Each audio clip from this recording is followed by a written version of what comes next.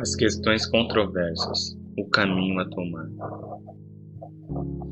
As questões tradicionalmente controversas, a propósito da delimitação da lógica, são as seguintes: se a lógica é uma disciplina teorética ou prática, se é uma ciência independente e, em especial, independente da psicologia ou da metafísica, se é uma disciplina formal ou, segundo se usa considerar, se diz respeito só à mera forma do conhecimento está entre aspas, ou se tem de dizer respeito também à sua matéria está entre aspas.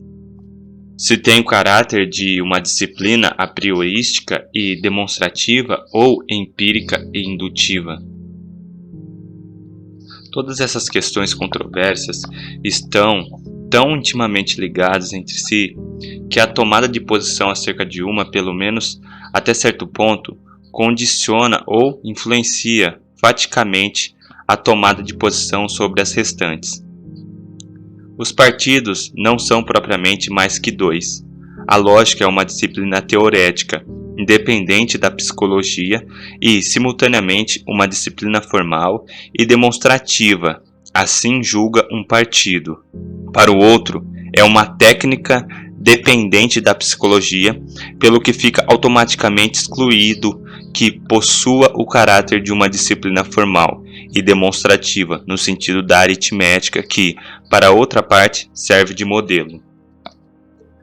Posto que não visamos propriamente tomar parte nessas controvérsias tradicionais, mas antes um esclarecimento das principais diferenças que nelas se jogam e, em última instância, um esclarecimento dos objetivos essenciais de uma lógica pura, achamos por bem tomar o seguinte caminho: admitir como ponto de partida a determinação, hoje quase universalmente aceite, da lógica como uma técnica e fixamos o seu sentido e a sua justificação. A isto se liga, naturalmente, a pergunta pelos fundamentos teoréticos dessa disciplina, e muito particularmente pela sua relação com a psicologia. Estas perguntas recobrem no essencial, se não completamente, pelo menos numa parte principal, as perguntas capitais da teoria do conhecimento, respeitantes à objetividade do conhecimento. O resultado da nossa investigação a este respeito é o isolamento de uma nova ciência puramente teorética, a qual constitui o fundamento mais importante para toda a técnica do conhecimento científico e possui o caráter de uma ciência priorística, puramente demonstrativa. Ela é o que visaram Kant e outros defensores de uma lógica formal ou pura. Formal está entre aspas, pura está entre aspas. Mas não foi corretamente determinado no seu conteúdo e alcance. Como resultado final destas reflexões, perfila-se claramente uma ideia do conteúdo essencial da disciplina controversa, pela qual é automaticamente fornecida uma posição clara acerca das questões levantadas. Capítulo 1. A lógica como disciplina normativa e em especial como disciplina prática. Parágrafo 4. A incompletude teorética das ciências particulares. É uma experiência vulgar que a excelência com que um mestre domina o seu material e que o juízo certo é frequentemente seguro, com que avalia obras do seu mister, só muito excepcionalmente, assenta sobre um conhecimento teorético das leis que prescrevem ao curso das atividades práticas a sua direção e ordenação, e que ao mesmo tempo determinam a escala de valor pela qual se deve avaliar a perfeição ou imperfeição da obra acabada. Não é, regra geral, o artista em exercício que é capaz de dar a informação correta sobre os princípios da sua arte. Ele não cria segundo princípios, nem avalia segundo princípios. Na criação, segue a excitação interior das suas forças, harmoniosamente formadas e no juízo, o tato e o sentimento artístico apuradamente educados. Contudo, tal não acontece somente nas belas artes, nas quais se possa inicialmente ter pensado, mas nas artes em geral, tomada a palavra no seu sentido mais lato.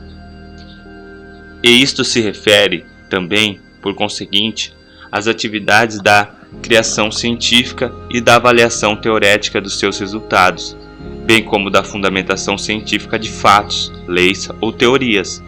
Mesmo o matemático, o físico ou o astrônomo, ainda que para a realização dos feitos científicos mais significativos, não necessitam da intelecção dos fundamentos últimos da sua ação, e, embora os resultados alcançados possuam para ele e para outros a força da convicção racional, ele não pode ainda assim reivindicar ter demonstrado todas as premissas últimas das suas conclusões, ou ter pesquisado os princípios sobre os quais assenta a correção dos seus métodos.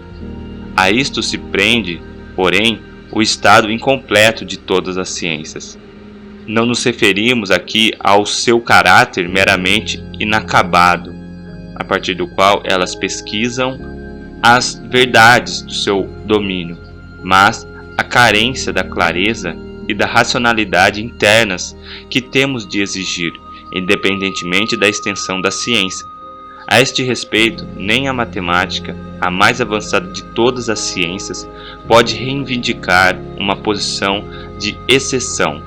Ela representa, de muitos modos, o ideal de toda a ciência em geral, mas, quão pouco ela o é na verdade, ensinam as antigas disputas, ainda hoje não resolvidas em definitivo, sobre os fundamentos da geometria, assim como sobre os fundamentos justos do método do imaginário.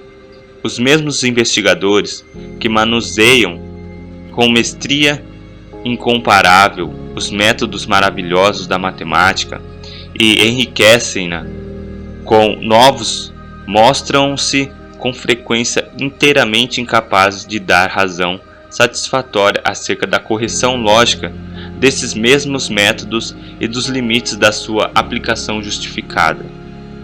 Não obstante, as ciências, apesar desta carência, se terem tornado adultas e nos tenham proporcionado um domínio inimaginável sobre a natureza, não nos podem satisfazer teoreticamente. Elas não são teorias cristalinas, nas quais a função de todos os conceitos e teses estivesse completamente concebida, todos os pressupostos rigorosamente analisados, e o todo se tivesse assim elevado acima de qualquer dúvida teorética.